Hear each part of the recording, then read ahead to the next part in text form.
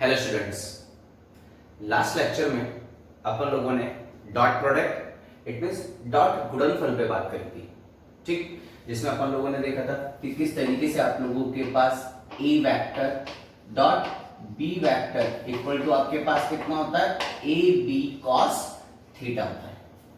ठीक, या फिर अगर मैं इसको एकदम परफेक्टली लिखूं, ठीक है ना, then A vector dot B vector equal to magnitude of A vector, ठीक है ना, सदिश ए का परिमाण, मैग्नीट्यूड ऑफ बी वेक्टर सदिश बी का परिमाण इनटू cos थीटा।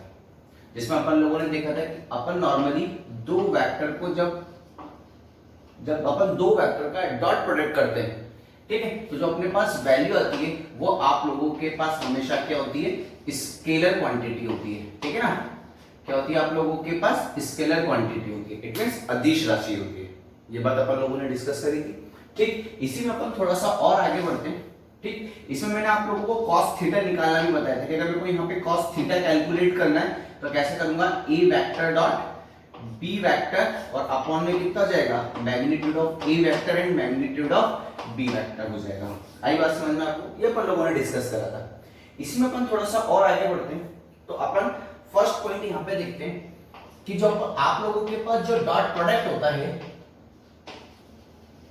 ठीक ना, is commutative. Dot product is commutative, it means आप लोगों के पास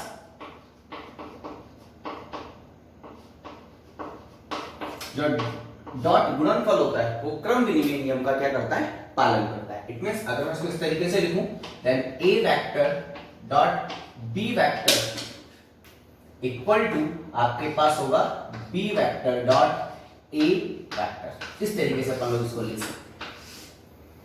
आई बात समझ में आपको? अब आप अपन इसको दो तरीके से एक्सप्लेन कर सकते हैं, ठीक है ना। फर्स्ट मेथड देखना आप लोग, नॉर्मली अगर मैं सिंपल सी बात करता हूं, ठीक, तो ए वेक्टर ये रहा आपके पास और ये रहा आपके पास बी वेक्टर। आप हमेशा याद रखना कि जब भी अपन दो वेक्टर के बीच एंगल मेजर करेंगे तो अपन हमेशा कोशिश करेंगे कि अपन क्या चले, हमेशा एंटी क्लॉकवाइज चले। एंटी क्लॉकवाइज चले मतलब जो घड़ी चलती है उसके जस्ट विपरीत डायरेक्शन में, विपरीत दिशा में अपन को चलना है।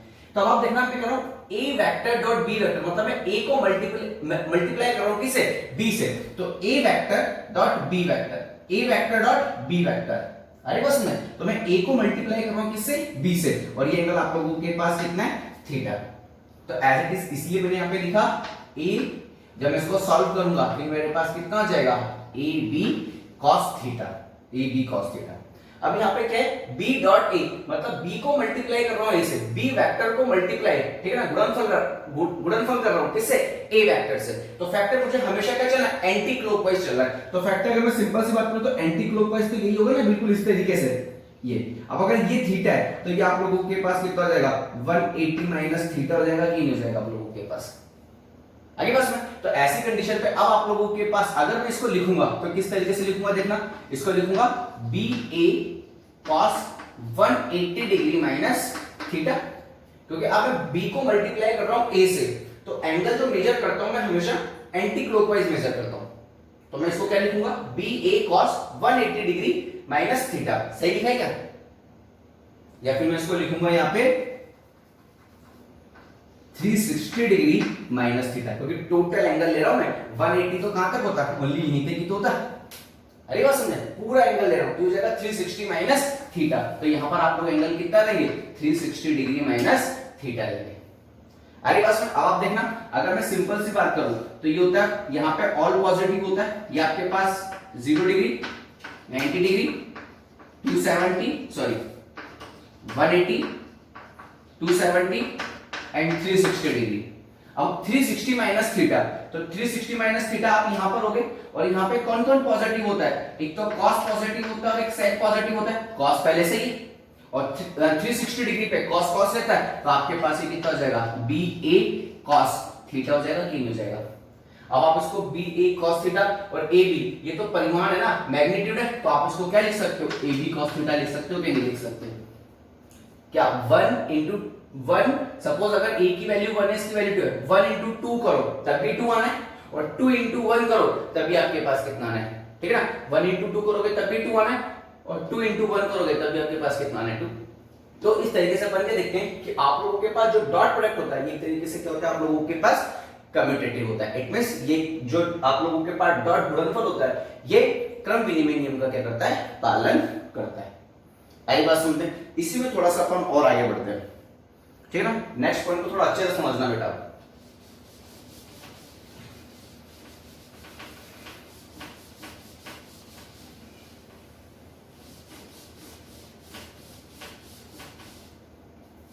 ठीक है, नेक्स्ट पॉइंट देखना और बहुत ध्यान से समझना इसको।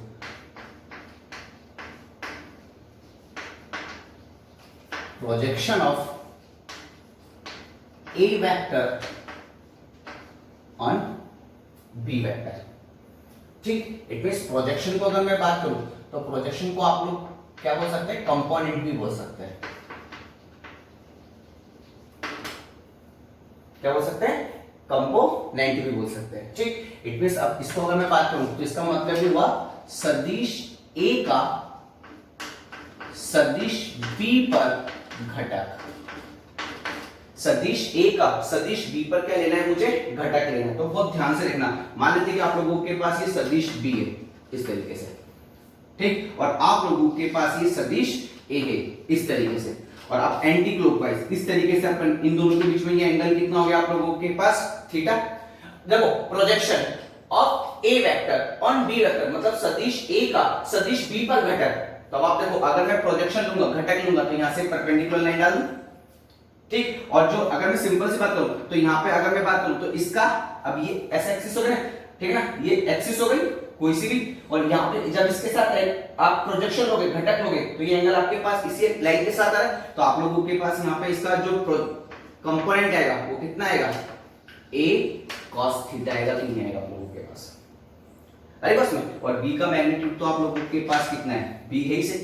तो ऐसी कंडीशन में अपन क्या देख रहे हैं कि जो a वेक्टर है उस a वेक्टर का b वेक्टर पे जो प्रोजेक्शन आया है, जो कंपोनेंट है जो घटक आया है वो आप लोगों के पास कितना है a cos थीटा, ठीक है ना। तो अब मुझे a cos थीटा, आप सबको पता होता है कि a vector dot b vector equal to कितना होता है a b cos थीटा होता है कि नहीं होता है आप लोगों के पास।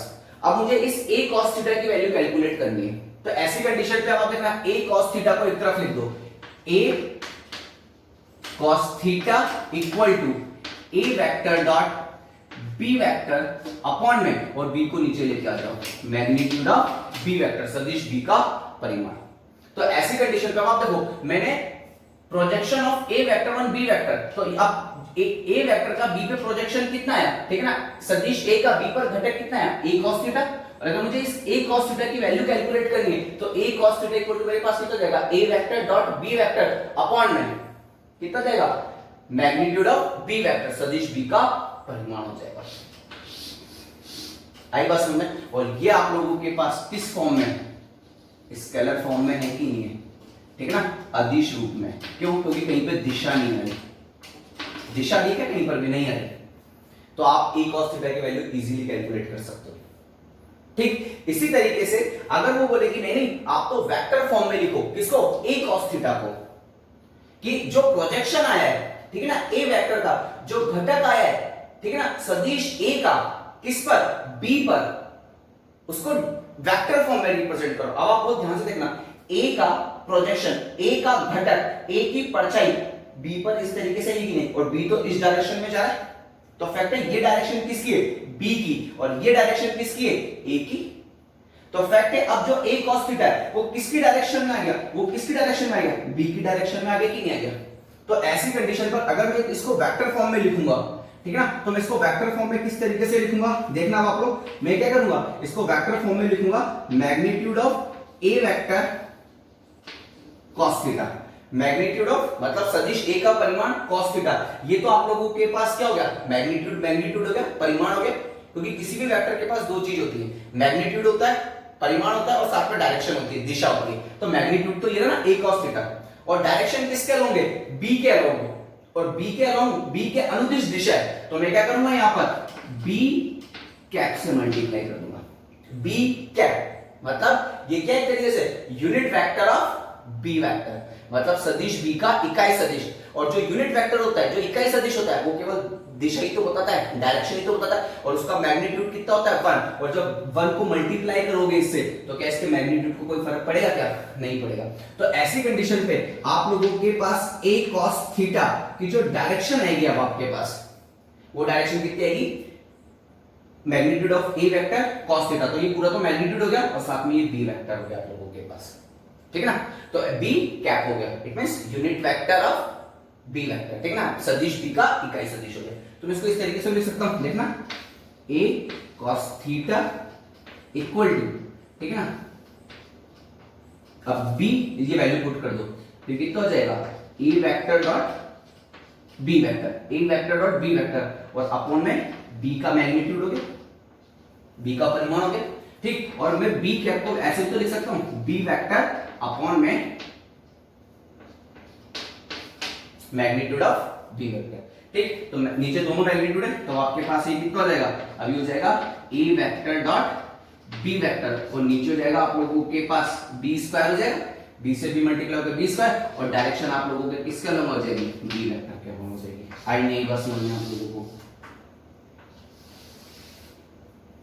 आई नहीं बस समझना आप लोगों को, ठीक। तो इस तरीके से अपन करते हैं, ठीक है ना। तो ये बहुत बहुत ध्यान से समझना है आप लोगों को, बहुत बार क्वेश्चंस आ जाते हैं इससे कि वो नॉर्मली क्या करता है आप लोगों से कि किसी भी वेक्टर का, अब फैक्टर के अपन मल्टीप्लाई करेंगे तो यहाँ पे दो ही वेक्टर लेंगे, अब किसी भी एक वेक्टर का दूसरे वेक्टर पे वो क्या पूछ सकता है? प्रोजेक्शन पूछ सकता है, कंपोनेंट पूछ सकता है, घटक पूछ सकता है आप लोगों से, ठीक। वो आप लोगों से स्केलर फॉर्म में भी पूछ सकता है, तो वो आप लोगों से वेक्टर फॉर्म में भी डिस्कस कर सकता है। आई बस में एक बार और इसको अपन अच्छे से करते हैं। अब अपन करते हैं प्रोजेक्शन ऑफ, देखना आप, projection of b vector on a vector, ठीक है ना। सदिश b का सदिश a पर घटक निकालते हैं अपन, ठीक है। तो देखना आप लोग बहुत ध्यान से,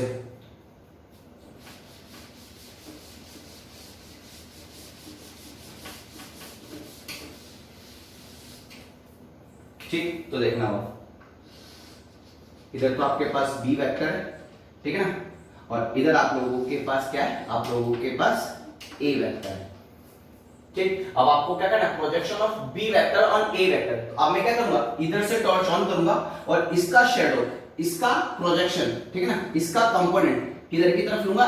a की तरफ, इस तरीके से लूंगा, ठीक। ये एंगल आप लोगों के पास कितना हो जाएगा? थीटा। अब b का मुझे कंपोनेंट लेना है, घटक लेना है इधर की तरफ, तो फैक्ट है ये एंगल थीटा इधर की तरफ बन रहा है आप लोगों के पास, तो b का इधर वाला कंपोनेंट आप लोगों के पास कितना आ जाएगा? इधर की तरफ आ जाएगा b cos थीटा, आई बस में। और a का मैग्नीट्यूड कितना है आप लोगों के पास? ये परिमाण कितना है? ये आप लोगों के पास। अब b, अब आप सिंपल से याद रखो, अब आप जिस भी लाइन पर ले रहे हो कंपोनेंट घटक, आप थीटा देख लो, अगर थीटा बिल्कुल इसी लाइन पर आ रहा है तो क्या आएगा आप लोगों के पास? cos थीटा आएगा हमेशा। तो ऐसी कंडीशन पे आप लोगों के पास क्या हो जाएगा? a dot b equal to वही magnitude of a vector, magnitude of b vector cos theta. अब आपको क्या कैलकुलेट करना है? b cos थीटा कैलकुलेट करना है, b cos थीटा आगे पास में, तो a को नीचे डालो, तो मैं डायरेक्ट लिख देता हूं b cos theta equal to कितना हो जाएगा? a vector dot b vector upon में कितना हो जाएगा? a का मैग्नीट्यूड। अब आप देखो, ये तो आप लोगों के पास एक तरीके से क्या हो गया? स्केलर फॉर्म हो गई कि नहीं हो गई? अदिश रूप हो गया कि नहीं हो गया? स्केलर फॉर्म हो गई, अदिश रूप हो गया। और अगर आप इसको वेक्टर फॉर्म में लिखोगे तो b cos थीटा किसके अलोंग है? a वेक्टर के अलोंग है। तो अब मुझे a वेक्टर के अलोंग, a वेक्टर के अनुदिश अगर दिशा बतानी है तो फैक्टर में a कैप से मल्टीप्लाई कर दूं ना। a कैप क्या एक तरीके से? a कैप है unit vector of a vector, मतलब सदिश a का इकाई सदिश, तो फैक्टर उसकी दिशा ऑटोमेटिकली इसी डायरेक्शन में आ जाएगी कि नहीं जाएगी? तो ऐसी कंडीशन पे मैं क्या करूंगा? b cos थीटा और इसको किससे मल्टीप्लाई कर दूंगा? a कैप से। तो ये आप लोगों के पास b cos थीटा किस फॉर्म में आ जाएगा? वेक्टर फॉर्म में आ जाएगा, सदिश रूप में आ जाएगा। तो अब b cos थीटा की वैल्यू कितनी है? a vector dot b vector upon में a लिख दूं, सिंपल। और a कैप को क्या लिख सकता हूं? अपन पढ़ के आए, याद करो, इकाई सदिश, यूनिट वेक्टर में डेफिनेशन, a वेक्टर अपॉन में मैग्नीट्यूड ऑफ a वेक्टर, सदिश a का परिमाण। तो बस a से a मल्टीप्लाई होकर a स्क्वायर हो जाएगा, तो अब आप लोगों के पास ये वैल्यू कितनी आ जाएगी? a vector dot b vector upon में कितना हो जाएगा? a स्क्वायर, और इधर की तरफ आप लोगों के पास कितना हो जाएगा? a वेक्टर हो जाएगा। देखो a vector dot b vector, ये तो स्केलर होगा ही सही, नीचे a स्क्वायर भी स्केलर है ही सही, अधिशय से, तो फैक्ट है कि अब आपके पास जो डायरेक्शन आएगी वो ए वेक्टर से आएगी। यहाँ पर आई नहीं बात समझ में आप लोग को? तो इस तरीके से अपन ये प्रोजेक्शन पे बात करते हैं। आई बात में देखो जल्दी से इसको एक बार।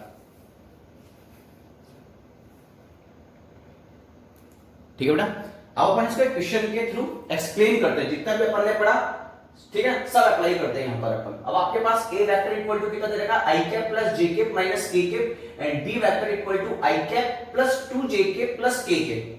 तो सबसे पहले अपन लोग क्या करते हैं, सबसे पहले अपन लोग अपना काम करते हैं, सबसे पहले अपन ए का मैग्नीट्यूड निकालते हैं, ए का परिमाण निकालते हैं। और ए का मैग्नीट्यूड, ए का परिमाण कैसे निकालेंगे, आई cap plus J cap minus K cap. तो इसका लिख दूं आई cap plus J cap plus -1 के कैप। ठीक है, तो यहां पर भी 1 है आपके पास, यहां पर भी 1 है और यहां पे -1 है, तो 1 का स्क्वायर प्लस 1 का स्क्वायर प्लस -1 का स्क्वायर। ठीक है, तो आप लोगों के पास यहाँ पे 1 प्लस 1 प्लस 1, तो आप लोगों के पास यहाँ पे कितना जाएगा, √3 हो जाएगा। ठीक है ना, इसी तरीके से b का निकालते हैं मैग्नीट्यूड परिमाण, तो कितना जाएगा, रूट में 1 का स्क्वायर प्लस 2 का स्क्वायर प्लस 1, तो 4 5 एंड 6। तो आप लोगों के पास b का मैग्नीट्यूड, b का परिमाण कितना जाएगा, √6 हो जाएगा। ठीक, मैग्नीट्यूड निकालना आ गया। अब अपन क्या करते हैं, अपन सेकंड केस में अपन, ये तो क्या फर्स्ट, ये हो गया सेकंड, अब अपन थर्ड कंडीशन पे अपन a vector dot b vector calculate करते हैं कि a vector dot b vector की वैल्यू कितनी होगी। तो मैंने आपको क्या बताया था, i कैप को i कैप से, j कैप को j कैप से, k कैप को k कैप से मल्टीप्लाई कर दो। ठीक है ना, डॉट प्रोडक्ट कर दो, बाकी सबके साथ क्या हो जाएगा, 0। तो देखो i कैप को i कैप से, तो यहां पे भी 1 है, यहां पे भी 1 है, तो ये हो जाएगा 1। ठीक है ना, और ये कितना हो जाएगा, i cap dot i cap, j cap को j कैप से, तो प्लस 1 इंटू 2, 1 इंटू 2, और यहाँ पे कितना जाएगा, j cap dot j cap plus, और यहाँ पे कितना हो जाएगा -1, तो -1, और यहाँ पे कितना है +1, और ये हो जाएगा k cap dot k cap. अब देखो i cap dot i cap 1, j cap dot j cap 1 और k cap dot k cap 1, तो आप लोगों के पास हो जाएगा 1 + 2 -1, तो ये -1 + 1 कैंसिल, तो आप लोगों के पास a vector dot b vector equal to कितना हो गया, 2 हो गया। देखो स्केलर आ गया ना अपने आप में। ठीक, तो अब ये भी हो गया। अब अगर मैं आप लोगों से बात करता हूं कि cos थीटा, आप थीटा कैलकुलेट करो, थीटा कैलकुलेट करो, theta it means angle between a vector and b vector, सदिश a और सदिश b के बीच कोण निकालो, तो cos थीटा से निकालेंगे। Then cos theta equal to कितना हो जाएगा, a vector dot b vector upon में आप लोगों के पास कितना हो जाएगा, a का मैग्नीट्यूड होगा कि नहीं होगा। अब आप देखना a डॉट b कितना है आप लोगों के पास 2। ठीक, ये कितना है 3, तो ये हो जाएगा 3, ये कितना है आप लोगों के पास √6 हो जाएगा। ठीक, तो मैं इसको इस तरीके से लिख देता हूं, देखना 2 अपॉन में √3 और √6 को लिख देते हैं अपन लोग √3 इंटू √2 लिख देते हैं, लिख सकते हैं। ठीक, अब ये इस √2 से ये कितने टाइम चला जाएगा, √2 टाइम चला जाएगा और 3 मिल जाएंगे। ठीक है ना, √3 3 हो जाएगा, तो आप लोगों के पास cos थीटा इक्वल टू कितना जाएगा, √2 अपॉन में 3 हो जाएगा। तो यहां से आप लोगों के पास थीटा की वैल्यू कितने जाएगी, थीटा इक्वल टू हो जाएगा आपके पास cos इनवर्स। ठीक है ना, और यहां पर हो जाएगा आपके पास √2 अपॉन में 3 हो जाएगा। आई बात समझ में आपको? ठीक, देखो जल्दी से एक बार,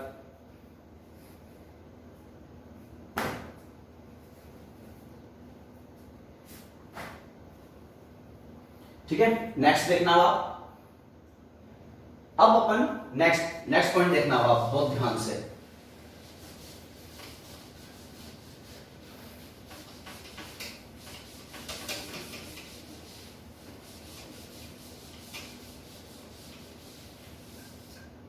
अब आपको ध्यान से देखना नेक्स्ट पॉइंट, ठीक है ना, थर्ड फोर्थ फिफ्थ। अब अपन करते हैं projection of A vector on B vector, मतलब सदिश A का सदिश B पर घटक निकालते हैं। तो देखो सदिश A का सदिश B पर घटक, ठीक है ना, तो आप अपनी मर्जी से यहाँ पे B वेक्टर ले लीजिए और यहाँ पर आप कितना ले लीजिए A वेक्टर, ये एंगल थीटा होगा। ठीक है ना, तो फैक्टर इसका इधर की तरफ जो कंपोनेंट आएगा, घटक आएगा, वो आप लोगों के पास कितना आएगा, A cos थीटा आएगा कि नहीं आएगा आप लोगों के पास। तो हमेशा याद रखना, अब जब आप प्रोजेक्शन ठीक है ना। प्रोजेक्शन ऑफ ए वेक्टर, मतलब जब प्रोजेक्शन जिस भी वेक्टर का लोगे, जैसे ए वेक्टर का लोगे, इट मींस आपको a cos थीटा कैलकुलेट करना है। अगर होगा projection of b vector, it means b cos theta calculate करना है। Projection of p vector, it means आपको p cos थीटा कैलकुलेट करना है। Projection of q vector, it means आपको q cos थीटा कैलकुलेट करना है। आई बस में, तो अब मुझे a का प्रोजेक्शन कैलकुलेट करना है b पर, तो a cos थीटा कैलकुलेट करना है कि नहीं करना है मुझे? तो फार्मूला क्या होता है आप लोगों के पास? a vector dot b vector equal to a b cos theta होता है कि नहीं होता है? अब मुझे a cos थीटा कैलकुलेट करना है, a cos थीटा, तो b को नीचे डाल दो, तो आप लोगों के पास a cos theta equal to आ जाएगा a vector dot b vector upon में मैग्नीट्यूड ऑफ b वेक्टर, सदिश b का परिमाण, और a डॉट b अभी आपके सामने कितना आया था? 2 आया था कि नहीं आया था?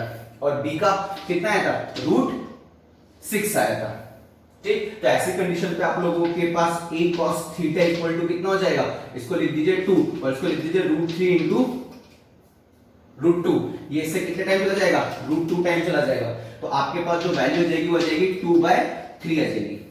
ठीक, तो ऐसी कंडीशन पे आप लोगों के पास a cos theta equal to कितना आ गया? आप लोगों के पास a cos थीटा आ गया 2/3 आ गया। ये तो मैग्नीट्यूड हो गया ना। और अगर आप वेक्टर फॉर्म में लिखोगे तो देखो a cos थीटा b की डायरेक्शन में है कि नहीं है, तो मैं क्या करूंगा? a cos थीटा को मल्टीप्लाई कर दूंगा, ठीक है ना। a cos थीटा को मल्टीप्लाई कर दूंगा किससे? b कैप से। आगे बात समझना आप लोगों को? तो b कैप से अगर मैं मल्टीप्लाई कर दूंगा तो ये मेरे पास कितना जाएगा? a cos थीटा, देखो a cos थीटा की वैल्यू 2/√6, ठीक है ना। तो 2/√6 और b वेक्टर को क्या, b कैप को क्या लिख सकता हूं? b वेक्टर अपॉन में b लिख सकता हूं। ठीक, तो अब b की वैल्यू तो जाएगा 2/6, b वेक्टर √6 और b वेक्टर कितना है? i cap plus 2j cap plus k cap, और b की वैल्यू कितनी है? √6 है कि नहीं है आपके पास? ठीक, तो यहां पे √6 और √6 6 हो जाएगा, तो आपके पास हो जाएगा 2/6 और यहां पर हो जाएगा i cap plus 2j cap plus k cap. ये से कितनी बार चला जाएगा? 3 टाइम चला जाएगा कि चला जाएगा? तो मैं डायरेक्ट यहां पे क्या लिख सकता हूं? ये लिख सकता हूं 1/3। ठीक, और ये आप लोगों के पास क्या गया? a cos थीटा गया किस फॉर्म में? वेक्टर फॉर्म में, सदिश रूप में। आई बात समझ में आप लोगों को? ठीक, तो इस तरीके से करते हैं अपन। और अगर मैं यहां पे लिखता projection of p vector on a vector, it means b का a पर घटक, तो अब आप यहां पे क्या निकालते? b cos थीटा निकालते, और यहां पर आप लोग क्या लिखते? a लिखते कि नहीं लिखते? ठीक है ना। अब a की वैल्यू कितनी आई थी? 1 + 1 + 1, इट मींस यहां पे √3 आया था आप लोगों के पास। अगली बस में, तो आप लोगों के पास अब आप लोगों के पास b cos theta equal to कितना जाएगा? b cos theta equal to हो गया 2/√3। अब मुझे b cos थीटा किसके अलोंग ले रहा हूं? a वेक्टर के अलोंग ले रहा हूं, तो ये हो जाएगा b cos थीटा, और यहां पर आप लोगों के पास क्या हो जाएगा? a कैप हो जाएगा कि नहीं हो जाएगा? तो आप a कैप को क्या लिख सकते हो? a कैप, तो ये हो जाएगा b cos थीटा, और a कैप की जगह हो जाएगा a वेक्टर अपॉन में a। ठीक, अब b cos थीटा की वैल्यू आपके पास कितनी है? 2/√3 हो जाएगा 2/√3, और a वेक्टर की वैल्यू कितनी है? i cap plus j cap minus k cap upon में √3 से √3 मिलके 3, ये हो जाएगा 2/3। ठीक है ना, ये हो जाएगा i cap plus j cap minus k cap. तो इस तरीके से हम लोगों को इक्वेशंस करने हैं बेटा। आई बात समझ? देखो जल्दी से एक बार इसको।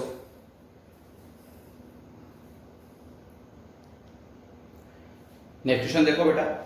नेक्स्ट क्वेश्चन कह रहा है कि a vector equal to i cap plus j cap, then which of the following vector will be perpendicular to a vector. मतलब आपको a वेक्टर की वैल्यू दे रखी है i cap plus j cap, तो आपको ये सदिश दे रखे हैं 1 2 3 4, ठीक है ना। मान लो कि जैसे कि ये b वेक्टर है, ये आप लोगों के पास c वेक्टर है, ये आप लोगों के पास d वेक्टर है, और ये आप लोगों के पास e वेक्टर है। तो आपको बताना है कि which of the following vector will be perpendicular to a vector, मतलब इनमें से कौन कौन से जो सदिश हैं वो सदिश a के साथ लंबवत है, ठीक है ना। तो हमेशा जब भी परपेंडिकुलर वाली कंडीशन आती है ना, इसका मतलब अपन को सिंपल सा क्या देखना है? a vector dot b vector equal to कितना हो जाना चाहिए? 0।